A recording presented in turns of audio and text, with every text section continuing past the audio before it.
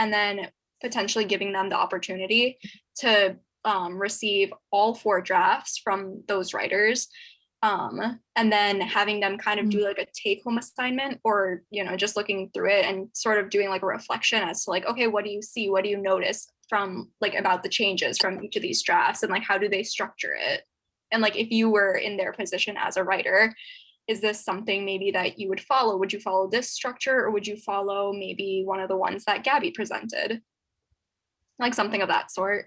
But yeah, it's still kind of, that sounds good. No, yeah, definitely. So I mean, this is the first workshop. Lex, maybe. So we're giving you guys like a lot of freedom, because we ourselves don't know the optimal like kind of, there's no like layout or template for it, you know what I mean? yeah. So it's fine. I'm sure what you guys will do is going to be really good. We were thinking of like collecting emails too, like for those members who like are really, really interested as well, who like want to, I guess, participate in this sort of experience, and like those people we would actually email it out to, right, Gaby? I think that's what we were saying. Yeah, like if people wanted to, because we're gonna only show the first and final drafts for the ones that we're gonna show for like one of the interactive portions. So for people who feel like they want to get like a deeper view into the whole process and see the progression over the other drafts and kind of see the steps in between, because it might be hard to catch that when you're just looking at the first and final, then we can send it to those people who are more eager. And I guess that shows like the people who want to be more involved are more dedicated. We're also recording the workshop, right? So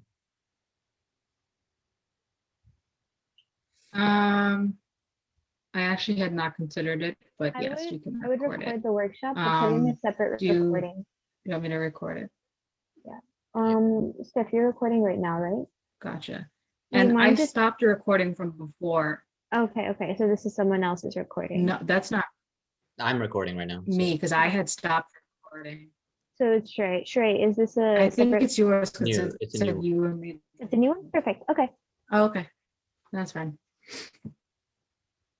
So someone had asked, staff members or writers don't have to RSVP, right? Well, the RSVP is to get the reminder for the link, right? So if they're already on the link, so it's fine. They don't need to separately RSVP.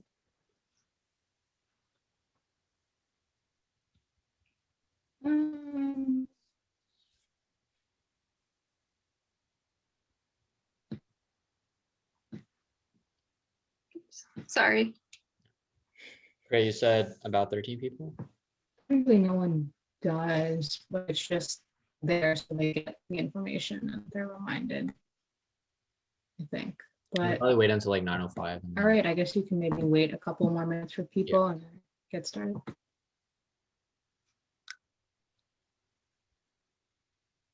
Priya?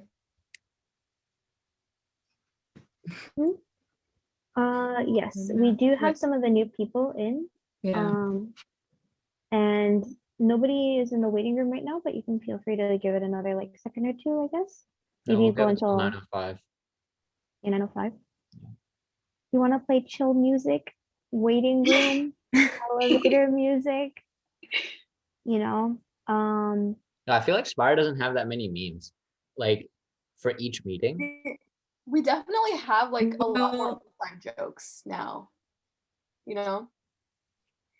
Oh, if all else fails, I thought it was going to be generic. It could be also generic, but like sure, you can share your biochem one for the ones that took biochem already. that was oh my old, god, honestly. that was beautiful. I still laugh when I watch it. We should just like So sad. we should make that a whole TikTok template, you know, like don't people like put their heads in front of a TikTok video? Isn't that a thing?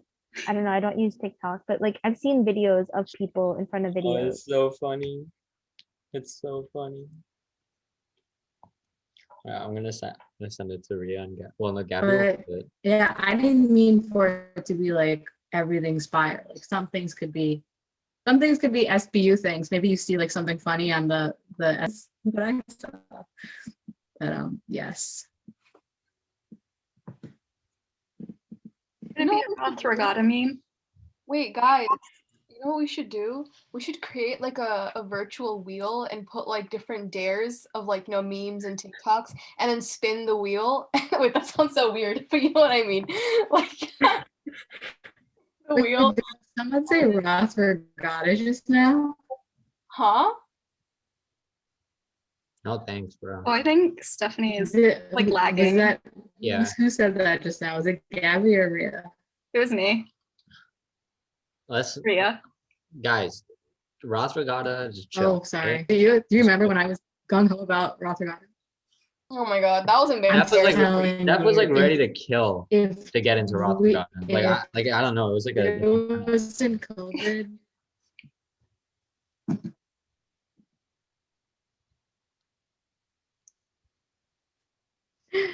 Oh boy. But all right, whenever you guys are ready, Riya, Gaby, you can introduce Spire to the new people and take it away.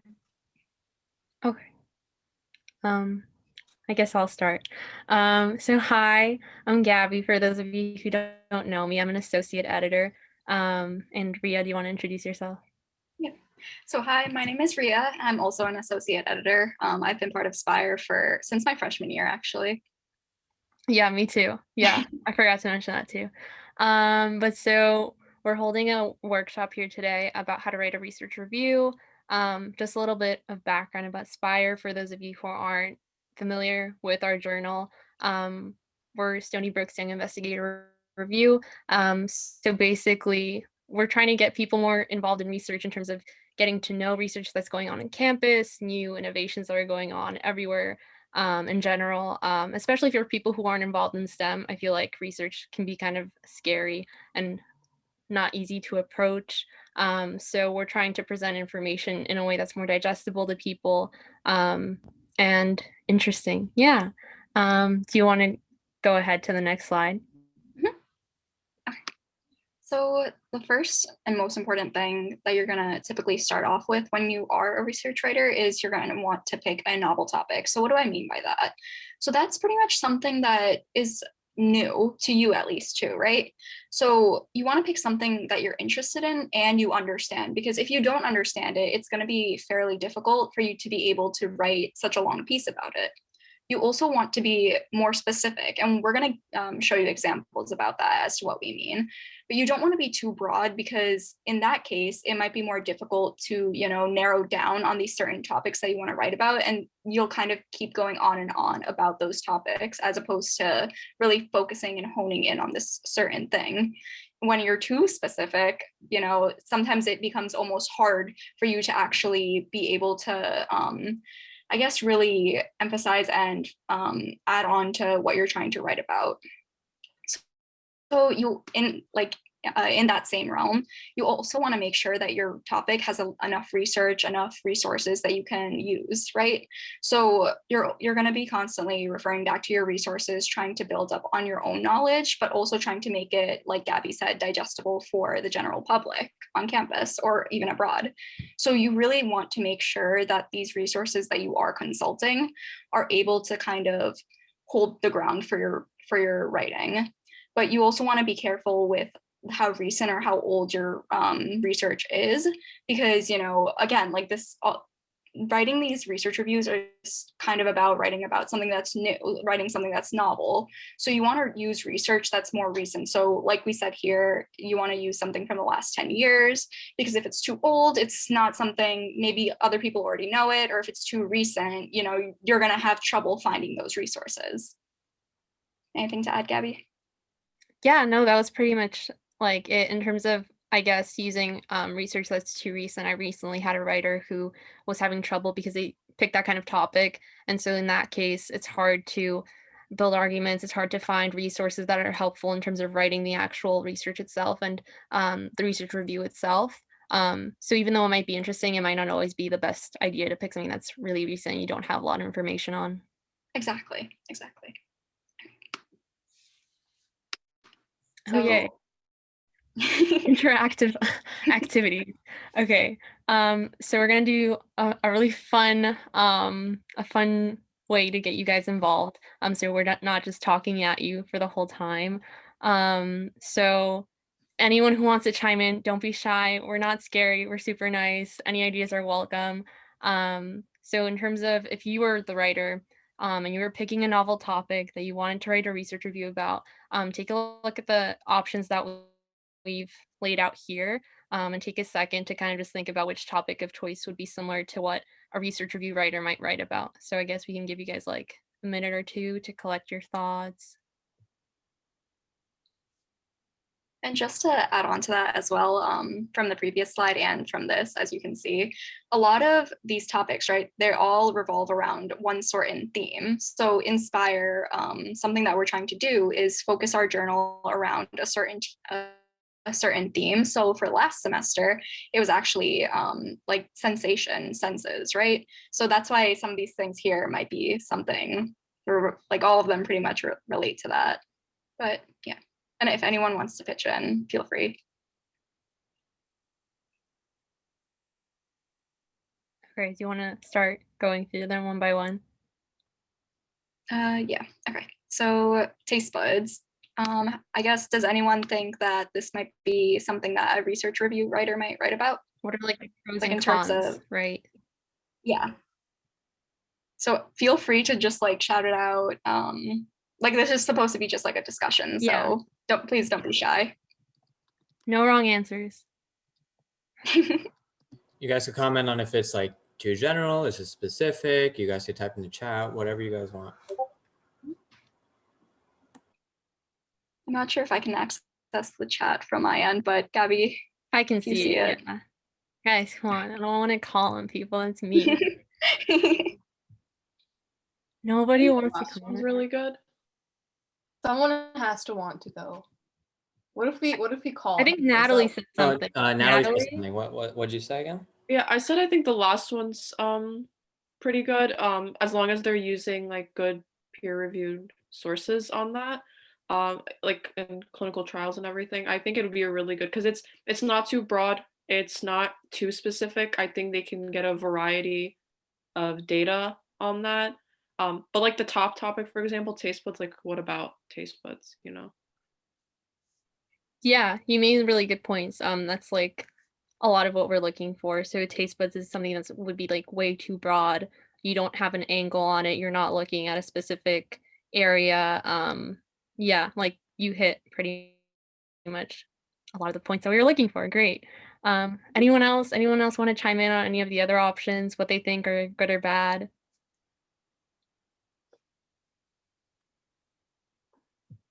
Come on, guys, don't be shy. What do you guys think about the second one? How does this sound to you guys?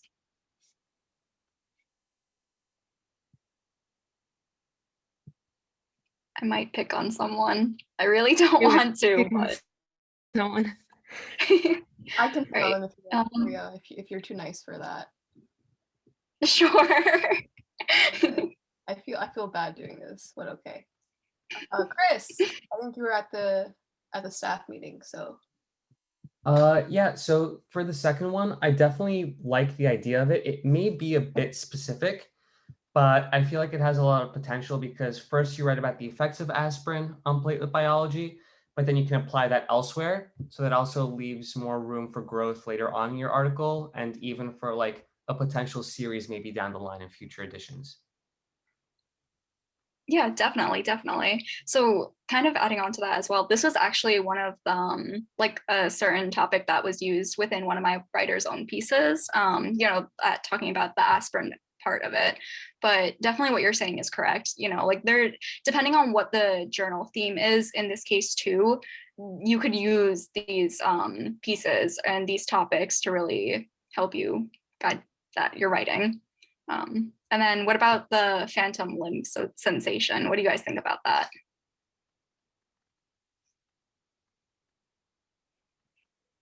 Can anyone make a maybe pros and cons list of that one? I don't think there's really. We're gonna pick on someone again. We're gonna do it. Like, don't make us. What about Fiona? What do you think? Hi, sorry, can you repeat the question? Yeah. So what do you think about the third topic, phantom limb sensation? And keep in mind, this was also like the journal theme from last semester was sensory. So yeah, like whatever you think about it. What are your thoughts?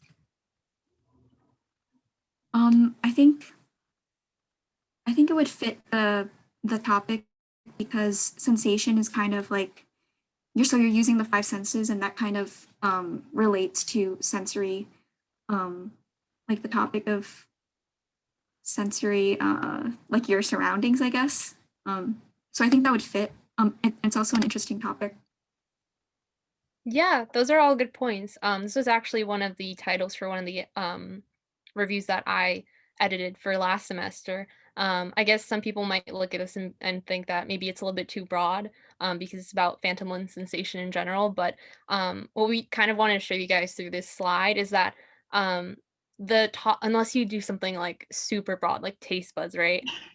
It's there's no really like hard and fast rule in terms of what you can write about. It all depends on how you choose to portray that information in your review, right? Like, so for phantom limb sensation, she didn't just go on about that specific topic and just write a general review about it. She looked at specific research articles in relation to it, new developments that were being made.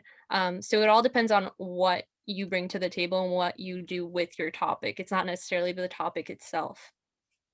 Yeah, 100%. And we're going to kind of go into the ways, that you could kind of develop the structure to help support what your topic may be. So are we all good with this slide? Yeah. Okay. All right. Yeah, so the main components of a Spire style research review is an introduction, background, body, and conclusion. So I'm just going to go ahead with that. Yeah.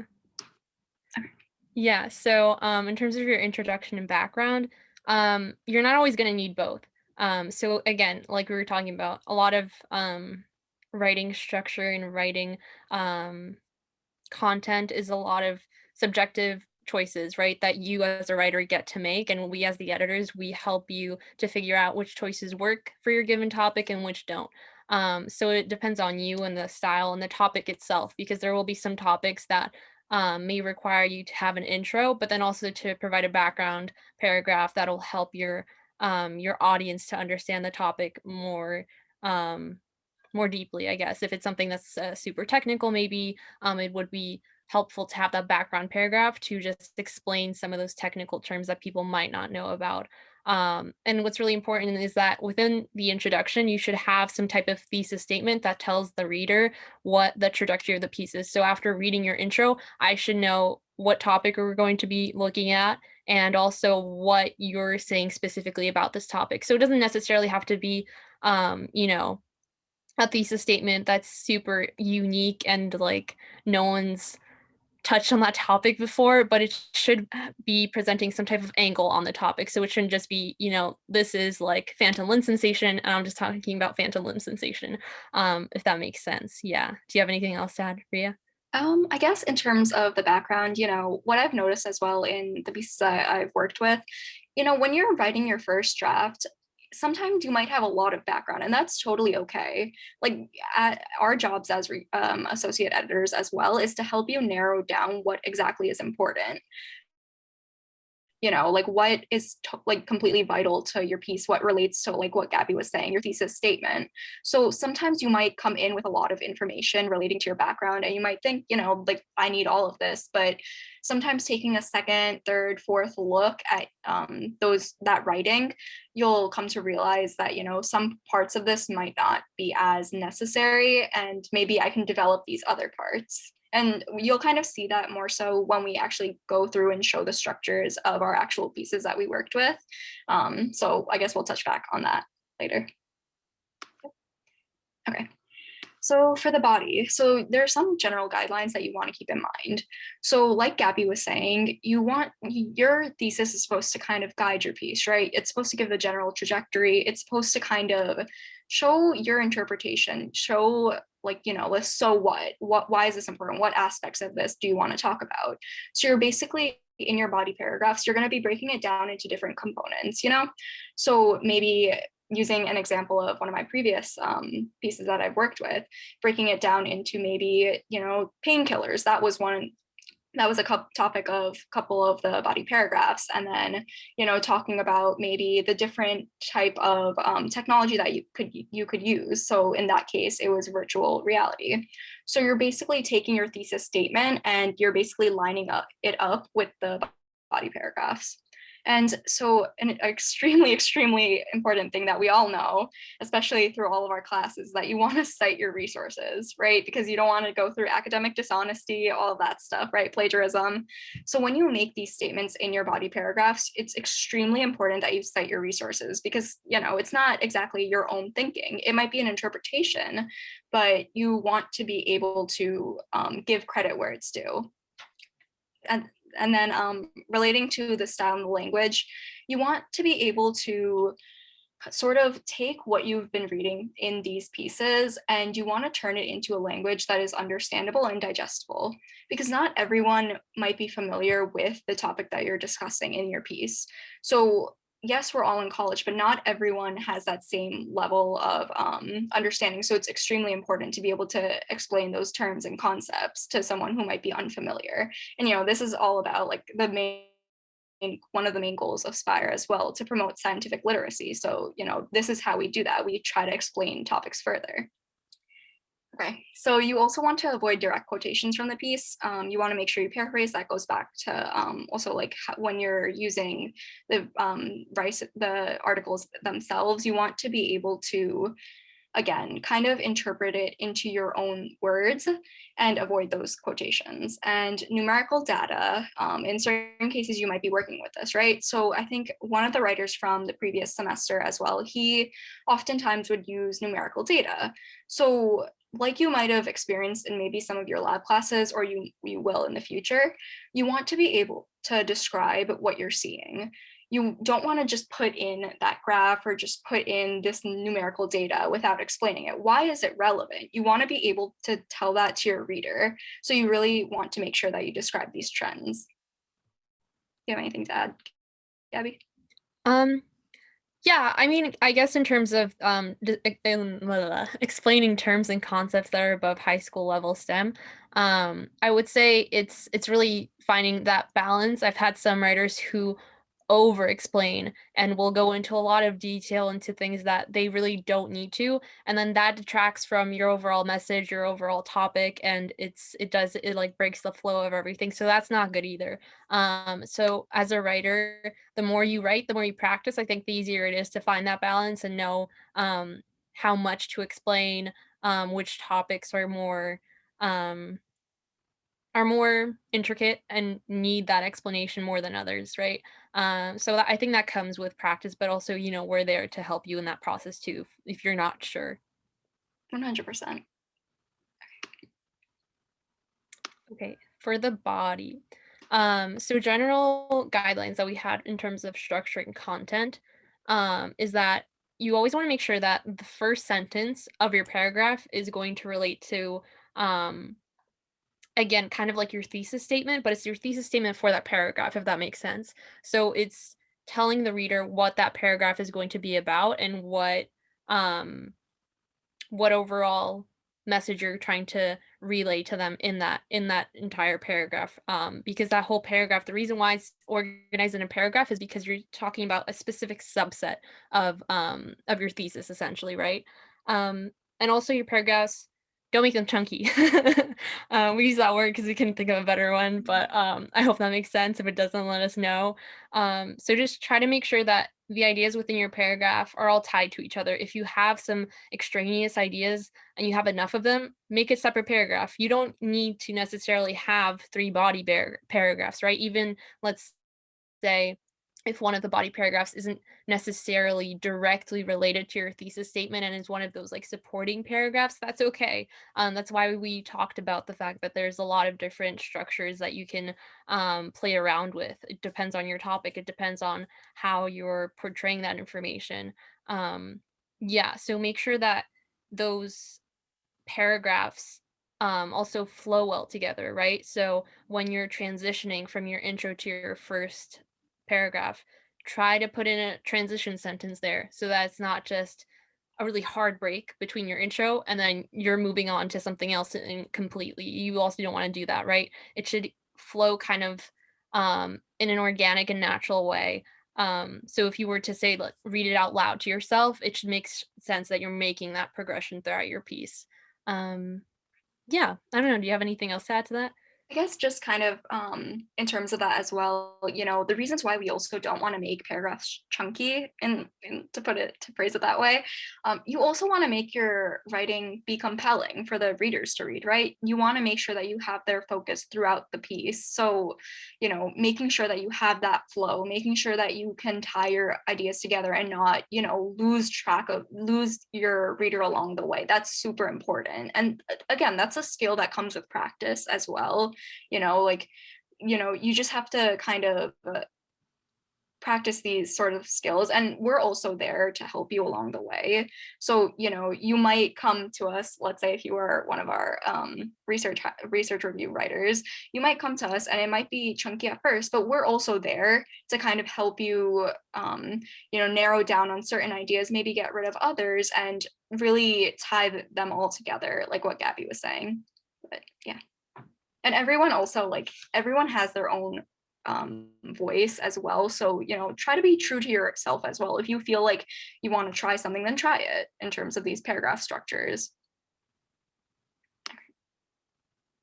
Okay, kind of on that same idea, basically, I kind of got ahead of myself. You want to maintain a consistent and compelling voice throughout the piece, right? So I kind of already touched on that. You want to make sure that your reader is interested in what you're writing about, because you're definitely interested in it and you have that passion for it, but how do you get your passion across? So you want to maintain that voice in your piece. And it shouldn't, also in terms of consistency, you don't want to maybe have a more informational tone at first and then maybe suddenly switch to something that's more subjective or different in that sense. You want to make sure that the voice that you started with is there when you conclude all of your writing. So in addition to that, you also want to make sure that you interpret your findings, right? So you don't want to just re-summarize all of these articles that you just read. That's not why you're writing these pieces, right? You want to be able to kind of focus in on these topics and highlight, what's the so what? Why should the readers care about what you're writing about, right? You want to be able to kind of put all this research into one place and kind of show what you were thinking as well. And another huge thing is to avoid fluff and tangential points. So this is really hard to do sometimes, especially in your first drafts. And I know in the previous semester as well, sometimes when you're kind of writing all your thoughts down and going through, all of the information might seem relevant and it might seem super important, like what we were saying before.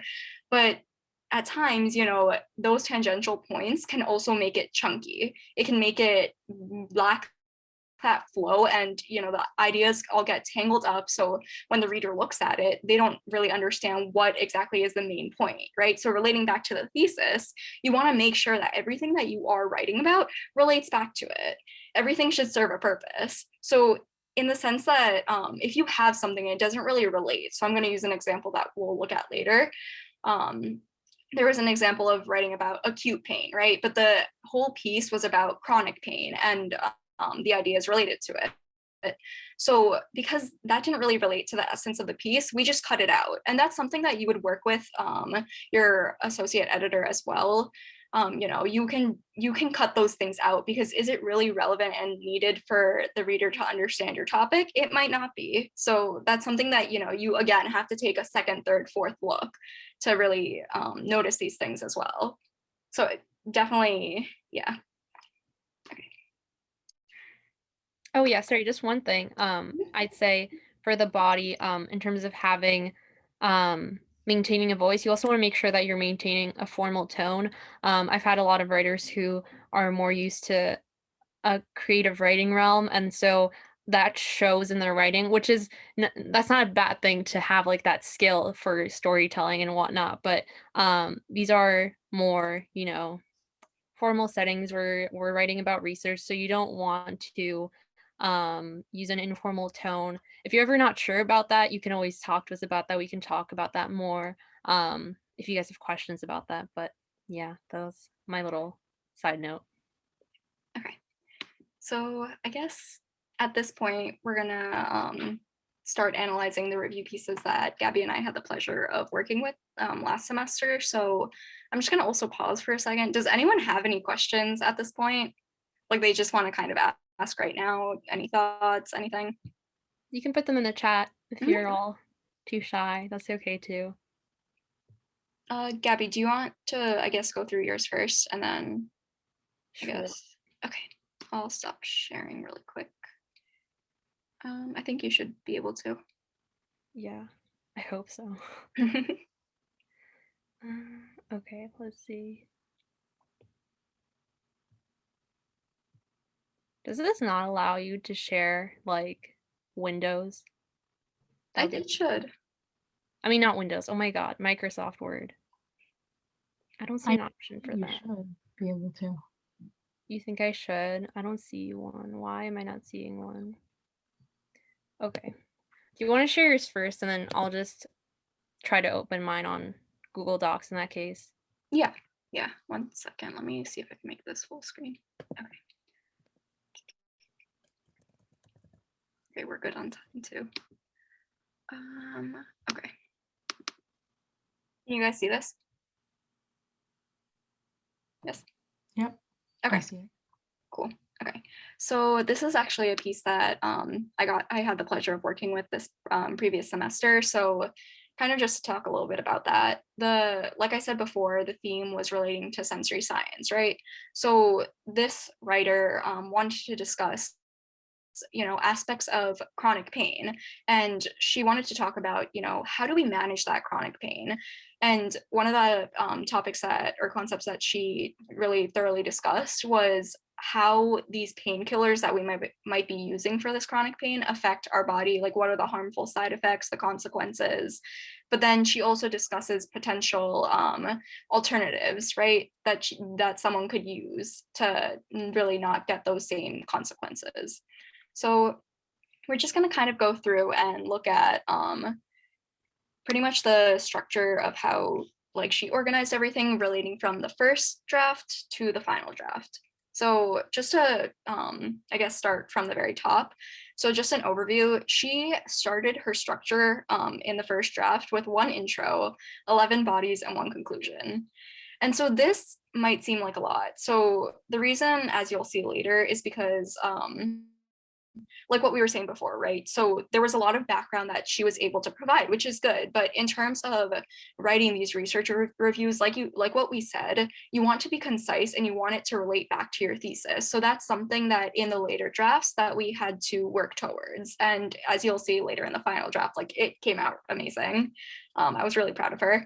Yeah. And so the progression in the first draft actually was she talked about pain. But she also discussed acute, and she just discussed chronic. And then she started talking about more about chronic, which I'll show later. She talked about painkillers, and then she started talking about cognitive behavioral therapy, which is CBT. And then she discussed virtual reality as an alternative. Okay. So I guess what you can also see from the title, right? Management of chronic pain, reducing the need for pills. This is something that as we worked towards the drafts, we kind of changed the title as well, because, when readers first look at the title, it kind of should give them the idea of what is this piece about. So as I said before, this piece is supposed to focus on virtual reality, CBT, these alternatives, right? But that's not something that you might get from right off the bat with this title. And so as we see here, I'll give a couple of seconds if anyone wants to read this. I think because we're good on time as well. Yeah. So I guess just discussing it really quick as well. So she does discuss pain, but she also describes acute pain, like I said before. So this is something that we thought we could cut, right? It wasn't of the essence when we were going through. So that's something that, again, like I said before, that we tried to get rid of in the later drafts. But also, if you might see here, there's not really a thesis statement in this introduction, which is something that we needed to work towards. And it definitely came up later, like this whole idea of what she was working towards. But again, in the first draft, it wasn't really there. So that was something that, you know, you might have to develop, and that's totally okay as well. That there's nothing wrong with needing to develop those skills. Okay, so I'll switch to the final draft. Okay, so as you can see here, the introduction is much longer, probably like double the size, I guess. And so the structure pretty much went from being one intro and 11 bodies to pretty much one intro and 6 bodies and one conclusion. And what you might have noticed here as well, there was like a question mark. As you'll see later, the conclusion wasn't fully developed, but at this point, she was able to develop it really well. And also talking about that progression again, relating to the thesis, she was able to concretely show the relationship between each of the points that she was making in her thesis. So chronic pain to painkillers to the alternative treatments that one could pursue. So if anyone wants to read this really quick, I have it up here. And so what I highlighted here as well, right here, is the thesis. The thesis statement. And so, you know, in this thesis statement, she's able to discuss, you know, the relationship between chronic pain and painkillers. You know, some people might take these painkillers for their pain, but then she also mentions that over the past couple of years, these are the therapies that are becoming more apparent and alternative treatments. And then, yeah, I think, yep. So there's more of a focus as well. I think someone has their microphone on. Okay, just gonna zoom out. Okay, and so what I also highlighted, but I'm gonna kind of go a little bit, I think we're okay on time. Okay, yeah, so in the body paragraph for body 1, she really talks about chronic pain. You know, she goes all into the idea of like, what is chronic pain, you know, what the symptoms might be, what they might be feeling because of this pain. And as you see even further down, you know, this author discusses, you know, even the causes of pain. But like what you're going to be seeing, like there's a lot of extra information in here that might not necessarily be important for the reader to know in this realm, at least, especially if the focus is painkillers and, you know, pursuing alternative treatments instead. So some of this information over the next couple of drafts, we were able to pretty much cut it down and reduce it, and pretty much put it into this first introductory paragraph. So, you know, what is chronic pain? How does it affect people? Those were some of the routes that we took in terms of altering this piece and really reducing it down. And this is something that you won't have to do on your own. Like, by no means are we going to let you do that. Like, you know, you'll have our help in that sense, to be able to really see what exactly is important, what is tangential. Okay, so again, I keep highlighting these topic sentences as well, because like what we touched on before, these topic sentences kind of want to relate back to your thesis, right? I want to be able to tell what exactly your paragraphs are going to be about, right? So from here, and at least in this one, we know that she's going to be discussing, you know, what exactly is the cause of chronic pain, and this one's how can it be treated, right? So this is a pretty good transition paragraph, right? Because it's talking about the different types of treatments that one could pursue in terms of painkillers. So that's something that you know, across the drafts we kind of wanted to preserve a little bit with slight alterations. But then here, this is the part that, you know, mattered a lot to us, because this was really crucial to the theme that she was trying to prove. So I'm just going to kind of gloss over this just because it's a lot of information, but if you want it later, we can definitely send this out. You know, so in this fourth body paragraph, it took a little bit of a while, you know, for the reader to be able to get from the introduction to here, which is like the bulk of what we're going to be talking about, right? So that's something that you want to keep in mind, like how long can you really keep the attention of the reader for, you know? How long does it take you for you to discuss the main points of your thesis. So in this case, in future revisions, we might want to cut out more information and kind of narrow it down so that way we can reach those topics much more quickly and maintain the interests of the reader. Yeah, so she talks about acetaminophen, she talks about NSAIDs, and she talks about opioids. And so what you'll see over here as well, like I said, here's the transition. So over here, you can see that we kind of actually preserved some of her thoughts in terms of like acetaminophen, NSAIDs, and opioids, right? So all of this information that she wrote about was extremely important because it really was showing us how might these drugs affect our bodies. So like I said before, when you're doing your writing, I might kind of just throw everything on there, but then as you go back and edit, that structure will become much more defined. Okay, so this is also kind of not so much an issue, but just something, again, you want to keep in mind. So the whole idea of this piece, right, was to discuss virtual reality and cognitive behavioral therapy. So it's in body paragraph 7 that we get to that point, right, that we begin talking about this. So in future drafts, if we want to make sure that we're able to get to that point sooner, it requires sort of playing around with like the way the paragraphs are structured. So, we also kind of went back and we edited the piece in such a way that we were able to actually mention these different therapies much earlier on, so that way the reader would know what exactly they are getting themselves into. And yeah, I'm just going to kind of gloss over these. And so then virtual reality, which again, we kind of focused on more in the final draft. But you might see here as well, there's a lot of information hitting the reader, right? There's definitely a lot of evidence that the writer might want to provide. But in this case, you really have to see what exactly can you shorten and what might need to be elaborated upon, which is something that, again, your editor will help you with. But okay, this is one thing that I really, really wanted to touch upon. So virtual reality in this aspect, she kind of creates this conclusion, but it's not exactly a conclusion, right? So in the conclusion, like what we, I think it showed up, or it might come up sooner.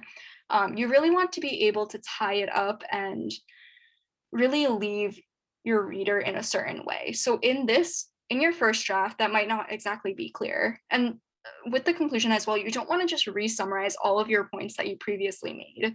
So as I'm going to show you, in this final draft, basically, she was able to synthesize all of her information that she was presenting in the earlier paragraphs, in the body paragraphs, and she was able to provide more of a lasting thought for the reader to have while they finally wrapped up this piece, and she readdresses what her thesis was, what her interpretation of that information and data was, and she was able to effectively, guide the reader on this journey. And that's super important. You want to be able to guide your reader from the start to the finish.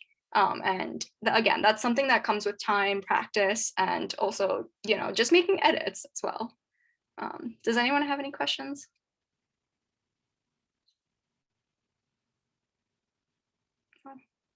Gaby, do you have your things? Do you want to try it again?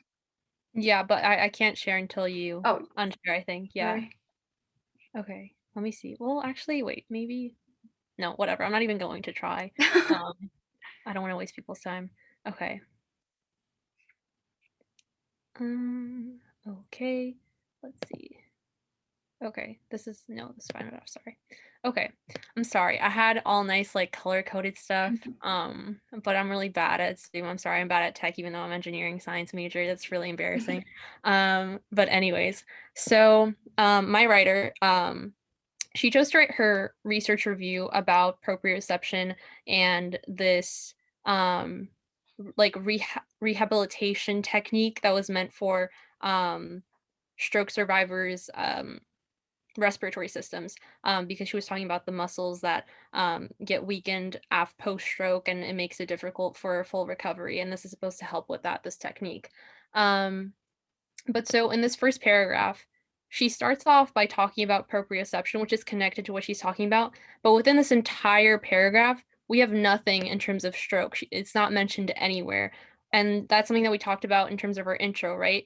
Within your intro, you want to make sure that you're introducing the main point of your article right away. Because if I were to just read this introduction, I really don't have a sense of where this is going. She's talking about proprioception, and then she moves on to talk about specific muscle functions and muscle processes, but she doesn't really make a point to say, this is what I'm talking about. Not to say like you have to say, this is what my essay is going to be about, but after reading your intro, I should know that. And here I don't. So that was one of the main things that we worked on, was to make sure that her intro, first of all, mentioned stroke, because that was one of the main points of her essay, and had, of course, a thesis statement like we were talking about. So if we look at her final draft here, now we see stroke is mentioned in the first sentence, right? Right away, I know that this is where this is going, even though I might not know specifically what about stroke. So I think a good way to think about your introductory paragraphs is to think about them as upside down triangles, right? You can start very broad, but then you want to make sure that as you go on, your intro narrows down to that specific point that you're going to be talking about, or your thesis statement. And here you can see within these last few sentences, she's talking about trials that have to do with proprioceptive neuromuscular facilitation and how that helps to recover respiratory systems post-stroke, and the trials that she's going to be talking about. So right there, I know what this essay is going to be about, and that's what you want. Sorry. Moving on. So for her post intro paragraphs, but they weren't really background, they weren't really body paragraphs. It was kind of that weird in between. So she started talking about PNF, which is the technique, the stretching technique for the muscles that that's used for post-stroke patients. And then she goes on to talk about specific muscle processes that are relevant to that. And you can see that she does this within a span of several paragraphs before she gets to talking about stroke in general, which was one of the main problems, right? The only time when we see stroke is mentioned like 4 paragraphs down, right here, for those of you who can't see that well. Can you guys see when I highlight? I don't know if you, okay, cool. So that was one of the main things that we had to talk about in terms of how much background do you want? That was something that Riya mentioned earlier, right? So you have to find that balance where you're giving the reader enough background to understand the topic, but it's background that's specifically relevant to what you're talking about and not just the topic in general, right? So if we look at her final draft, she does have a couple of background paragraphs here that talks about the musculoskeletal effects of the stroke, for example, here, which is just relevant into establishing that background in terms of what happens post-stroke for a reader, because not everyone might know, right? That's something that we talked about in terms of explaining certain aspects of your topic.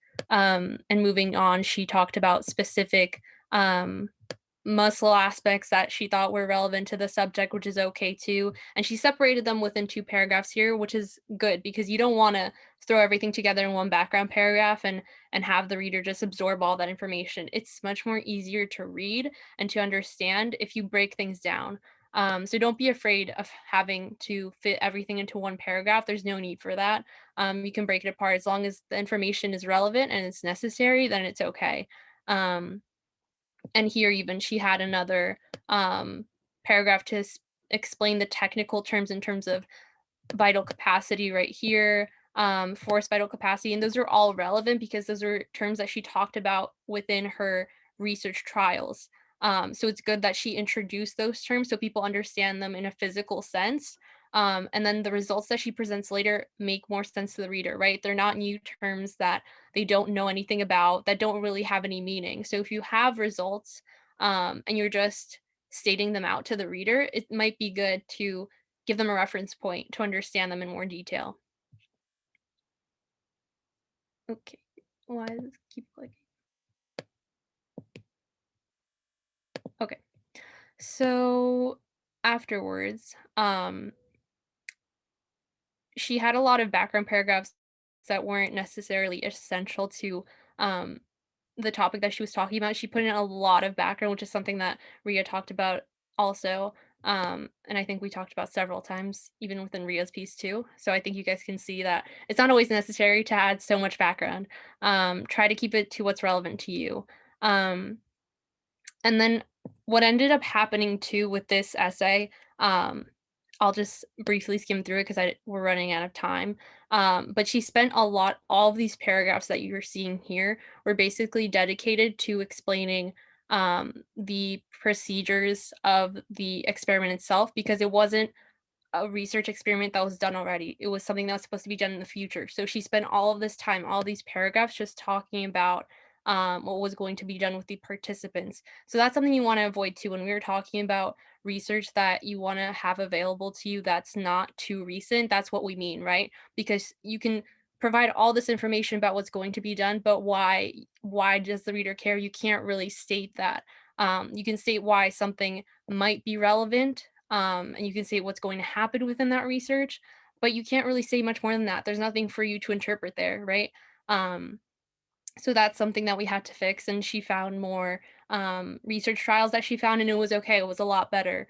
So if I go back to her final draft, so after we see this like pre-research paragraph is what I would call it, then she goes into the actual trials themselves. She talks about a specific trial. She transitions well into it because she goes from a topic that talks about specific research terms, and then she says within these trials they found that the effects were this, right? So you want to make sure that you have that type of progression, that type of flow.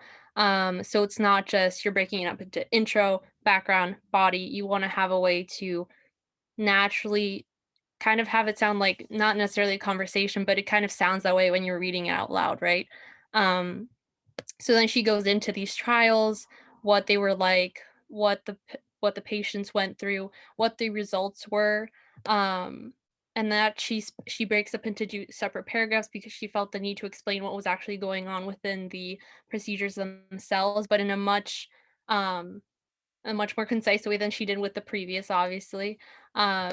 And then she had a paragraph that was dedicated just to the results, which is sometimes might be necessary if it's something that's more complex that you want to talk about in more detail, because there might be some more nuanced points there. That's okay too.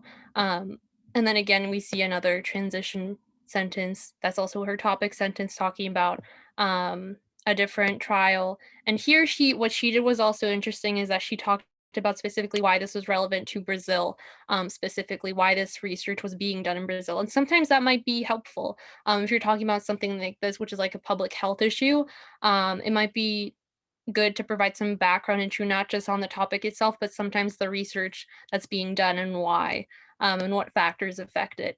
So that's what she talked about here, the socioeconomic factors that were motivated in terms of bringing about this trial. And then again, she goes into here, she did something that I really liked, was that she compared the two trials that were done in Poland versus Brazil, which is a really nice touch. Sometimes that might be a good idea. It doesn't always work for every type of research review, but this is just, making you guys aware of something you can add within your writing. And we're running out of time, so I don't want to talk too much. But in terms of the conclusions, again, same idea that Riya was talking about. In her first draft, she didn't really have a lot to say in the conclusion because she didn't have results to talk about. That's a big problem, right? Like, how are you supposed to have a conclusion if you can't say why something's relevant or why something's important? But then here, because she had this data available to her and she was able to bring about some type of interpretation of the facts, interpretation of the results, she was able to say why this technique is relevant and why it would be important for more trials to be done. That's also something you can mention. Don't just say, that there should be more trials done in the future, but why? Why would we want to focus on that? Yeah, I think that's good for my piece, and I think we can go back to the few slides that we have left.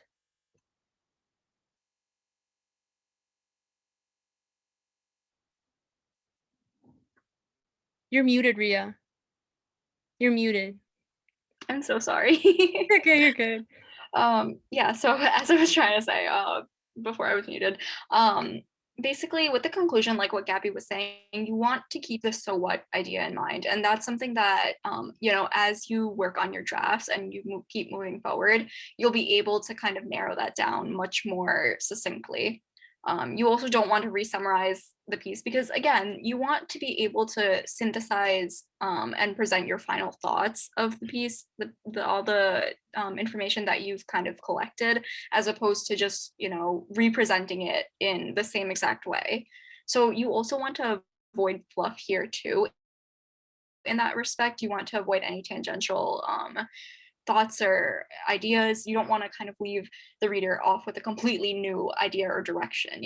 There are some ways to be able to conclude the piece in terms of, leaving them with lasting thoughts, or like future directions, but you don't want to completely present a whole other idea in that respect because you don't want to leave your reader confused, if that makes sense.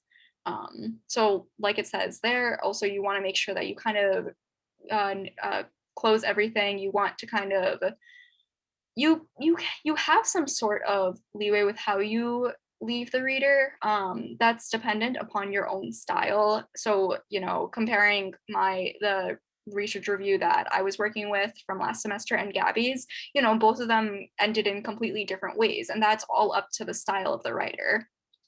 So don't think that you have to follow this set framework of how you should be writing this. Like it's really up to you, and we're also there to guide you. Yeah, so in terms of organizational structures, I hope that the examples that we gave you were helpful in terms of seeing that there are lots of ways that you can write about your given topic, and two writers might write about the same topic in completely different manners, and that's okay. And also, I hope we didn't, I guess, scare you into showing you like all these things that went wrong and then we had to fix them. That's not like what our relationship is. It's we're working together to craft a piece that's supposed to be like really great and interesting. And all of our writers, to emphasize, they did an amazing work and we appreciate the work that writers do, because we wouldn't have a journal otherwise. So don't take this as like a very like scary and like, oh, we're gonna have to like destroy my draft. Like, no, we're working together to write something that everyone will enjoy and something that's going to be great. So don't be discouraged if any of this discouraged you, which I hope it didn't. But yeah, so just remember that there are various ways that you can write about a given topic. Don't try to set yourself to any specific form that you think that you have to fit. And we're here to help you along the way too. So I hope that was emphasized. Yeah, and just to add on to what Gaby was saying and like emphasizing further, like, this is your piece. This is not our piece. It's your piece, and the direction that you go is up to you. But we're just again there to just help you along. So again, like that relationship is just one of helping each other out. So don't be scared. Okay. So yeah, so that's the end of our presentation. So if anyone has any questions, you can either email us, and our emails are up there, or you can also type them into the chat as well. We were also wondering, if any of you want to receive copies of these drafts and the final piece as well, we would be more than happy to provide you guys with that as well. So if you want to be able to look and see, what was the process that these writers might have had to take to develop their pieces. Yeah. And we're really friendly. Like if you guys have questions and you're like, don't be shy, reach out. I feel like you guys should like take advantage of, any opportunity that you can get. If you want to learn, like take it.